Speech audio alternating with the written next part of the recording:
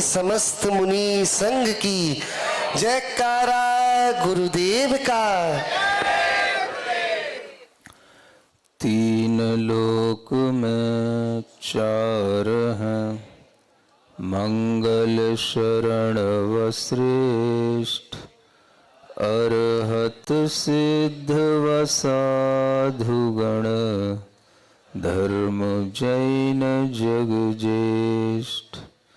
तीर्थंकर जिन देव की, जिन वाणी को ध्याए, सार्वधर्म संक्षेप से कहूँ चित्त हुलसाए। चतुगति में है जीव अनंत, पंच परावर्तन नहीं अंत। तीन लोक में अति घन भरे, ज्यों डिबिया का जल को धरे। बादर सूक्ष्म भेद से जीव, दो विध एकेन्द्रिय जानीव। पृथ्वी जल अग्नि और वायु, तथा वनस्पति थावर। साधारण प्रत्येक दोय, तिन निगोद साधारण होय। साधारण एक संग जनि मरणन पीर, नित्य इतर दो भेद निगोद। सब ही पूर्ण अपूर्ण विबोध, भाग ही जीते लब्धि अपर्याप्तक सुख रीते।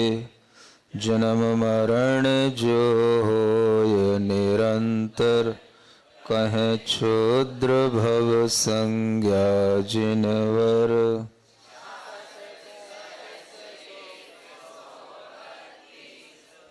एकेन्द्रिय के भव जिन दीस। 66 सहस 132 एकेन्द्रिय के भव जिनदीस। जिनेन्द्र भगवान के द्वारा यह क्षुद्र भवों का ज्ञान किया गया और वही ज्ञान यहाँ पर जिनवाणी के माध्यम से हमको प्राप्त हुआ। जो एकेन्द्रीय जीव होते हैं उनके सभी क्षुद्र भवों की संख्या यह 66,132 कही गई। इन जीवों में पृथ्वी का एक, जल का एक, अग्नि का एक, वायु का एक और वनस्पति का एक जीव, सभी के क्षुद्र भवों की संख्या समाहित है। हम इन पृथ्वी का एक आदि इन सभी के अलग अलग क्षुद्र भवों की संख्या भी इसी के माध्यम से समझ सकते हैं। जब पृथ्वी का एक के दो भेद किए तो वह बादर और सूक्ष्म थे। ऐसे ही जल का एक के दो भेद हुए, अग्नि के भी हुए और वायु के भी हुए। ये 8 भेद ये हो गए। वनस्पति के जब भेद करते हैं तो साधारण और प्रत्येक के भेद से हुए। तो साधारण को भी हमने 2 भेदों में रखा, सूक्ष्म और बादर। यद्यपि उससे पहले निगोद के भी 2 भेद हो गए हैं, लेकिन अभी हम यहाँ पर जो बता रहे हैं तो उसमें साधारण के 2 भेद लेना। तो ये कितने हो गए? 10। और एक भेद प्रत्येक वनस्पति का लेना, तो ये हो गए सभी टोटल 11। सुन रहे हैं ना? ये सभी 11 प्रकार के जो भेद हैं, इन सभी के अपने अपने क्षुद्र भवों की जो संख्या है वह 6012 ये आगम में बताइए। कितनी? 6012। सभी की अपनी अपनी। तो इसका मतलब ये हुआ कि कोई भी जीव अगर बादर पृथ्वी कायिक जीवों में निरंतर क्षुद्र भव ग्रहण करता है तो उसके क्षुद्र भवों की संख्या कितनी होगी? 6012। सूक्ष्म पृथ्वी कायकों में निरंतर क्षुद्र भव लेता है तो उसकी संख्या भी 6012। बादर जल कायकों में निरंतर इसी लब्धि अपर्याप्तक अवस्था के साथ रह करके जीता है तो उसकी भी संख्या 6012। अब तक तो आपको ये समझ आ ही गया होगा कि लब्धि अपर्याप्तक जीव कहो या क्षुद्र भव वाला जीव कहो या अपर्याप्तक जीव कहो, वह कहते ही आपके दिमाग में श्वास का 18वां भाग रूप से उसकी आयु आ जानी चाहिए। समझ पा रहे हैं? तो लब्धि अपर्याप्तक जीव की यह आयु है श्वास का 18वां भाग। ये आपने कल अच्छे ढंग से सुन लिया है, समझ लिया है। तो यह लब्धि अपर्याप्तक जीवों की जो अपर्याप्त दशा है, इस अपर्याप्त दशा में यह श्वास का 18वां भाग आयु होती है और यह आयु जो भी अपर्याप्तक जीव होंगे उनकी होगी। तो अभी यहां पर हम एक इंद्री की बात कर रहे हैं।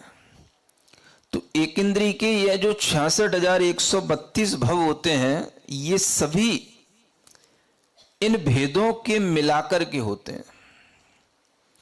यानी पृथ्वी कायिक में बादर के 6012 भेद होंगे, सूक्ष्म के 6012 होंगे, जल के भी बादर के 6012 भेद होंगे और सूक्ष्म जल कायिक के भी 6012। ऐसे करके हम 8 भेद तो पृथ्वी जल अग्नि और वायु के बना लिए और साधारण वनस्पति के भी 2 भेद उसमें मिला लिए तो 10 हो गए और एक प्रत्येक वनस्पति का भेद मिला लिया तो 11 हो गए। और 6012 को आप 11 से गुणा करेंगे तो 66,132 आ जाएगा, जो यहां लिखा हुआ है 66 सहस 132। तो एक इंद्री के ये टोटल हैं 66,132 भव। लेकिन जब उनको हम अलग अलग देखेंगे तो एक एक पर्याय में भी वह अलग अलग जीव बादर या सूक्ष्म अधिकतम इतने जन्म मरण कर सकता है।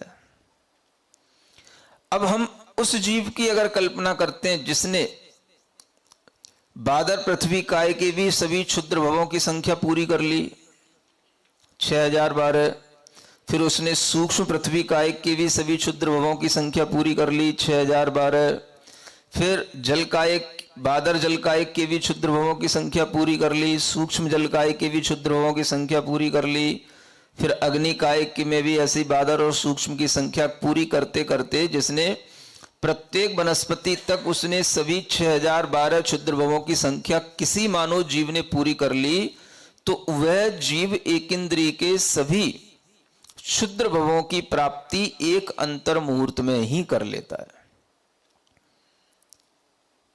इन सब की प्राप्ति भी कितने महीने और दिन नहीं लगते इतना जन्म लेने में।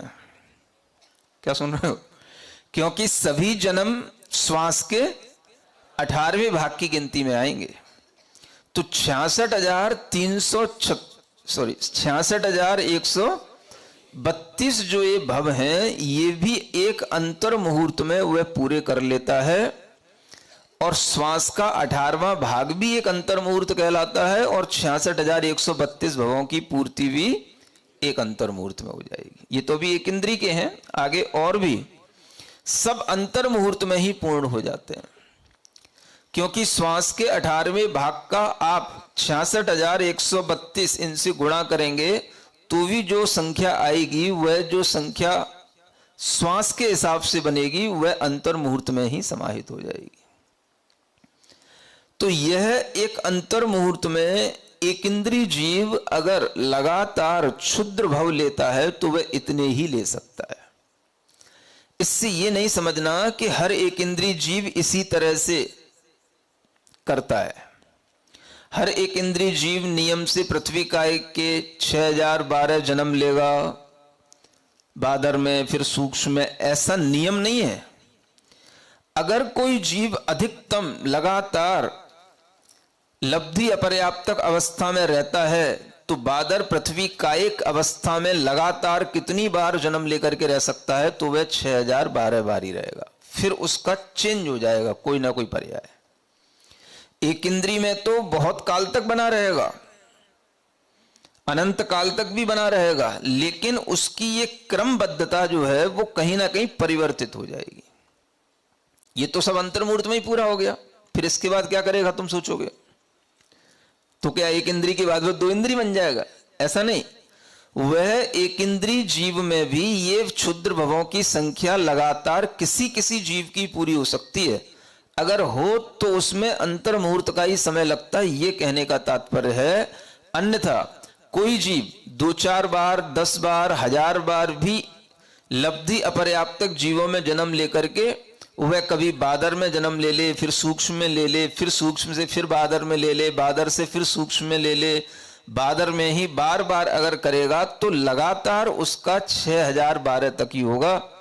बीच में कम भव लेकर के भी दूसरी पर्यायों को प्राप्त करके वह जन्म मरण की प्रक्रिया अनंत काल तक बनाए रखता है।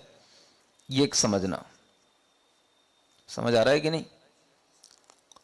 नहीं तो आप अंतर्मुहूर्त में ही उस जीव की छुट्टी एक इंद्री से कर देंगे है ना, कि एक अंतर्मुहूर्त के बाद फिर वो लब्ध पर्याप्तक से क्या पर्याप्तक हो जाएगा? तो इसका भी कोई नियम नहीं है। वो अब लब्धि पर्याप्तक भी बहुत समय तक रह सकता है। तो यह उसकी प्रक्रिया बनी रहेगी, लेकिन ये भवों की पूर्ति पूरी की पूरी एक साथ हो जाए ये कोई जरूरी नहीं होता। यदि होगी तो वह इतने समय में पूरी हो जाएगी, ये यहां पर बताया जा रहा है।